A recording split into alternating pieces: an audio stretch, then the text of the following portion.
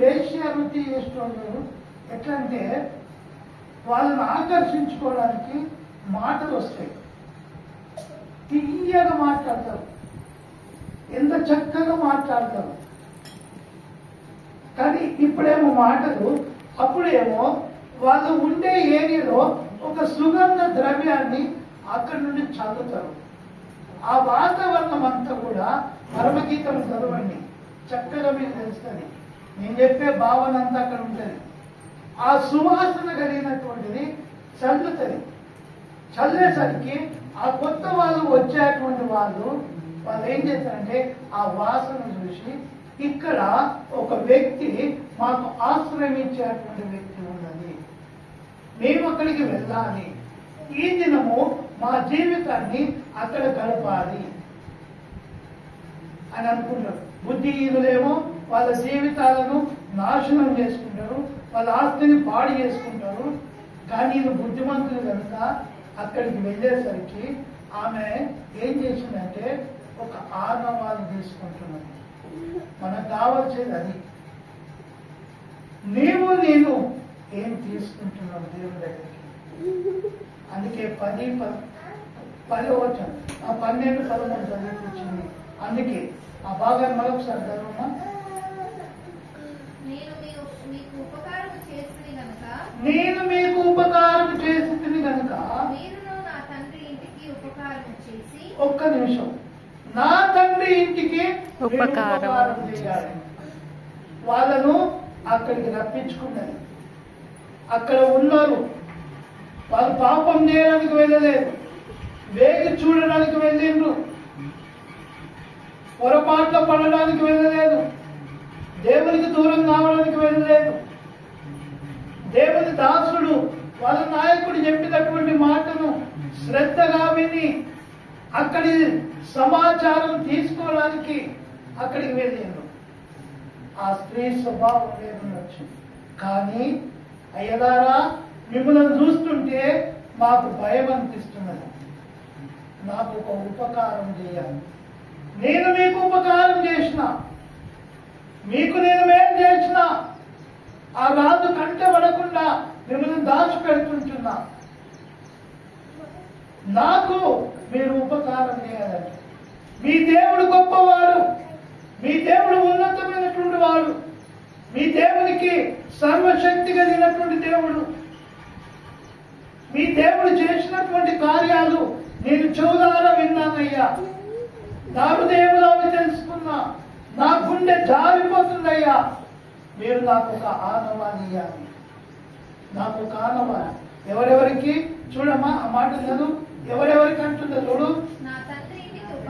నా తండ్రి ఇంటికి ఉపకారం చేయండి,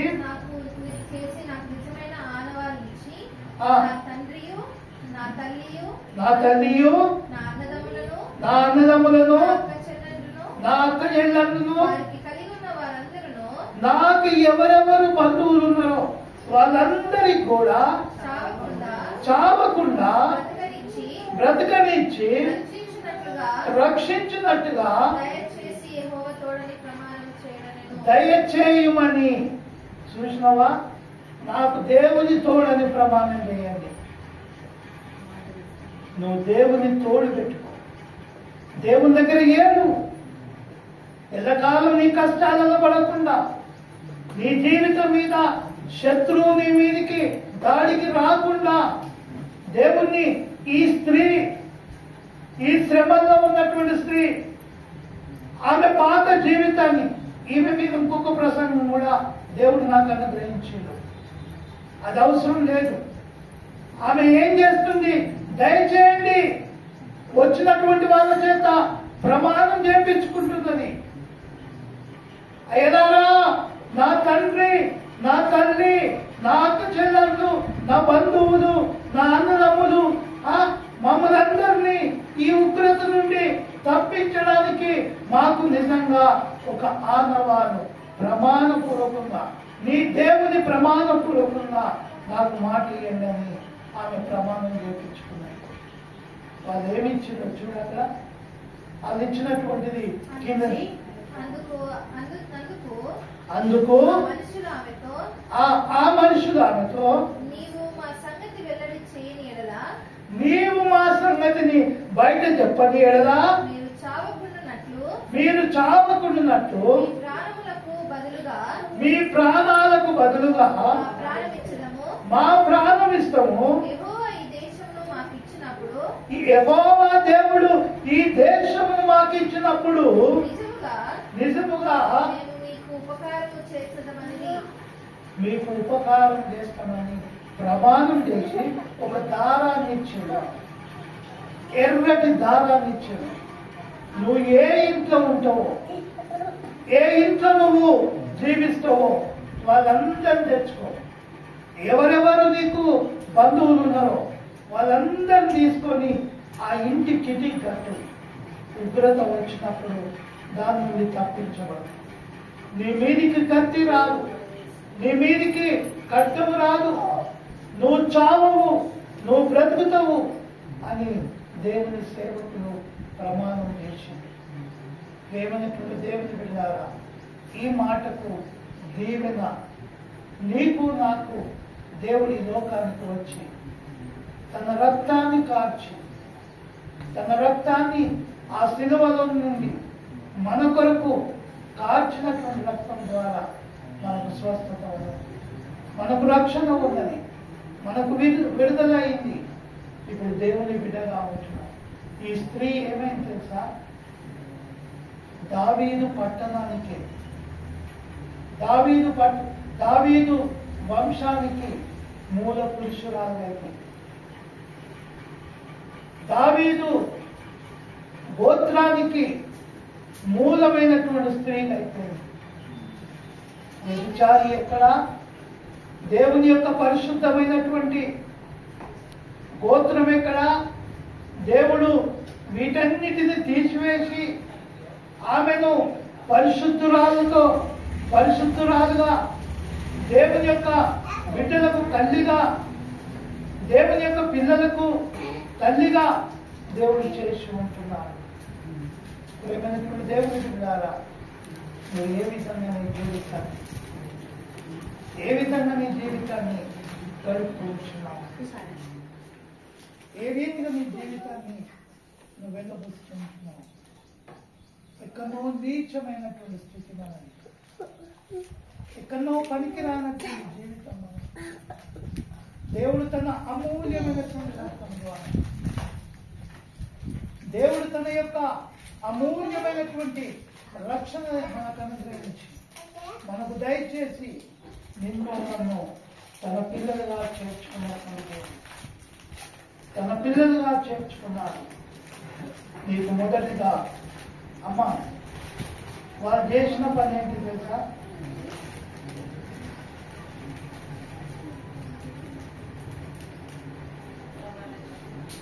నీకు నీ జీవితానికి దయచేసి నేను సేవించినట్టు దయచేసి ఆ దయచేసిన దాన్ని నీకు నేర్పిస్తున్నాడు, నీకు సహాయం చేస్తున్నాడు, నీకు దీవెనలు అనుగ్రహిస్తున్నాడు. ఈ 3 మాటలు నీ హృదయంలో భద్రం చేసుకున్నావు. నువ్వు గుళ్ళోకి వచ్చి కూర్చున్న సమయానికి ప్రయోజకుడు అవుతావు. ఇక్కడ కూర్చున్నందుకు ఈ 2 గంటలో 3 గంటలో నువ్వు కూర్చున్నది నీదా వేసినట్లే. బయట ఉండేనా పని చేసుకుంటే 1000 రూపాయలు అనొచ్చు. ఇక్కడ పోగొట్టుకున్నావు, బయట పోగొట్టుకున్నావు. వాళ్ళు చేసే ఏ వారము నువ్వు చేయలేకుంటాను, ఇక్కడ చేసే ఏ వారము చేయలేకుంటాను. అదే నాకు బాధ. దేవుని సంఘానికి వస్తున్నావు, దేవుని దగ్గరికి వస్తున్నావు. నువ్వు ఏం నేర్చుకుంటున్నావు? ఏమి నీ జీవితంలో ఫలవంతంగా ఉంటుంది? రేపు దేవుడు నీకు పరీక్ష పెట్టినప్పుడు నీ పరీక్షలో నువ్వు విజయాన్ని సాధించగలుగుతున్నావా? నీ ముఖాన్ని పైకెత్తి చూపించగలుగుతున్నావా? ఎస్ ప్రభువా, నువ్వు ఇచ్చినటువంటివి ఇవి నేను వాడుకున్నానయ్యా, నేను దీవించబడ్డానయ్యా, అనేకుల ముందు నేను గొప్పదాన్ని అయ్యానయ్యా, గొప్పవాడిగానయ్యానయ్యా, నేను అడుక్కునేవాడిగా లేనయ్యా, ఇతరులను చూసి నువ్వు అనిపించుకునే పరిస్థితి నాకు లేదయ్యా. ఎందుకంటే నువ్వు బుద్ధి నేర్పించావు, ఎందుకంటే నువ్వు సహాయం చేసినటువంటి దేవుడు, ఎందుకంటే నువ్వు నన్ను దీవించినటువంటి దేవుడు. లోకంలో సంపాదించడం నేను కూర్చొని సంపాదించాను, చెత్త కడుతున్న చర్చిలో కూర్చొని సంపాదించగలుగుతా. నాకున్నటువంటి జ్ఞానం, ఈ పనికిరానటువంటి జ్ఞానం చేత నేను చేయగలుగుతా. కానీ దేవుడు నన్ను ఈ రీతిగా కూర్చోబెట్టి దేవుని మాటలు బోధిస్తుంటుంటే నా కుటుంబాన్ని కట్టుకున్నా, నా జీవితాన్నే కట్టుకున్నా. ఇతరులతోటి నాకు ఏలు పెట్టి చూపించకుండా బ్రతుకుతుంటున్నా. 13 సంవత్సరాలు ఇదే విధంగా కూర్చున్నా.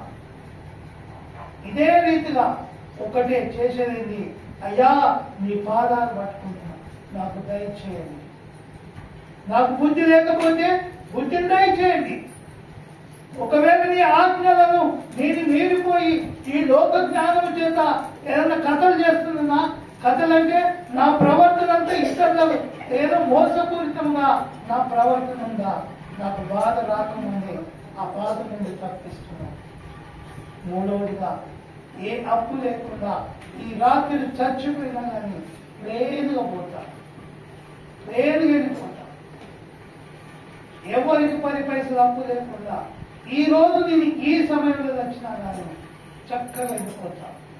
ఎవడు నన్ను ఏలు పెట్టి పలానోడికి నేను 100 రూపాయలు ఇవ్వాలనే మాట కూడా లేకుండా చచ్చిపోవడానికి దేవుడు నన్ను సిద్ధం చేసుకొని ఉన్నాను. దేవుని బిడ్డలారా, ఎందుకు ఈ మాటలు నీ ముందు పెట్టానంటే నువ్వు దేవుని బిడ్డవు. దేవుని దగ్గర నీ జీవితాన్ని గడుపు, దేవుని దగ్గర నీ జీవితాన్ని పెట్టు. అప్పుడే దేవుని నీ జీవితాల్లో కార్యం చేయబోతున్నాడు. దేవునికి ఆయన చేతికి నీ జీవితాన్ని అప్పగించినట్లయితే నీ బ్రతుకులో గొప్ప ఆశీర్వాదాలు, గొప్ప దీవెనలు మనం ప్రార్థన చేసుకున్నాం. అందరు తలలు వంచండి, మోకాళ్ళ మీదకి వెళ్దాము, ఆరాధనలోనికి వెళ్దాం. ప్రభువా